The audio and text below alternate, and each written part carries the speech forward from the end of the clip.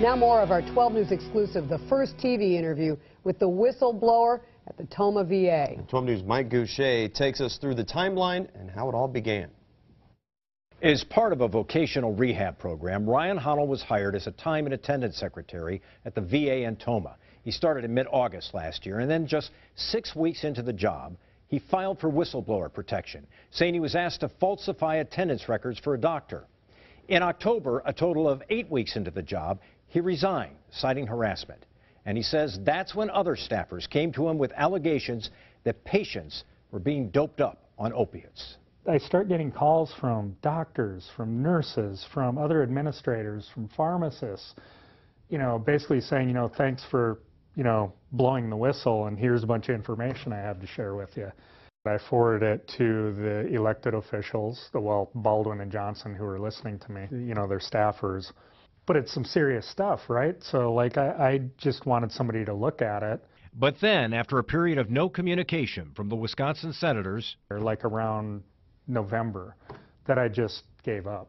Until an anonymous source gave him a report by the Inspector General from the previous March, a report Wisconsin Senator Tammy Baldwin had seen, with findings that the rate of opioid prescriptions by 3 physicians at the Tomah VA Medical Center were some of the highest in the nation. In Honnell's view, the report was being squelched. If they're hiding reports and not giving upper leadership the full picture of the gravity of things, not just Tomah but across the board, then what's going to happen is nothing. Honnell blamed VA leadership and Senator Baldwin's office for keeping the report quiet. He says the 9-month delay in going public may have cost lives. He is particularly concerned about the August death of Stevens Point native Jason Simcokoski, a Marine Corps vet being treated at Tomah for an addiction to painkillers and severe anxiety. His death attributed to mixed drug toxicity. It hit me hard, and I guess, him dying in this facility, I was actually working here when he died. I was like 2 weeks into the job, and just knowing that if the VA wouldn't have swept that under the rug, Jason would be alive today. Honnell pushed forward, sharing information with media outlets.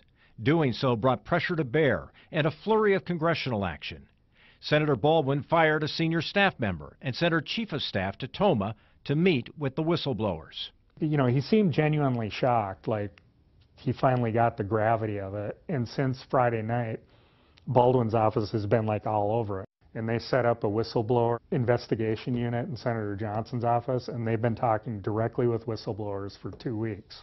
Now a federal investigation is underway, but Honnell says only an outside investigation can bring change. Even if these inspectors that are coming in this week really are unbiased, the problem is that people don't want to completely open up to them because they've opened up to leadership here. They've opened up to the IG anonymously, and nothing has happened. It's gotten worse. It's a runaway train in Tomah of a lack of accountability.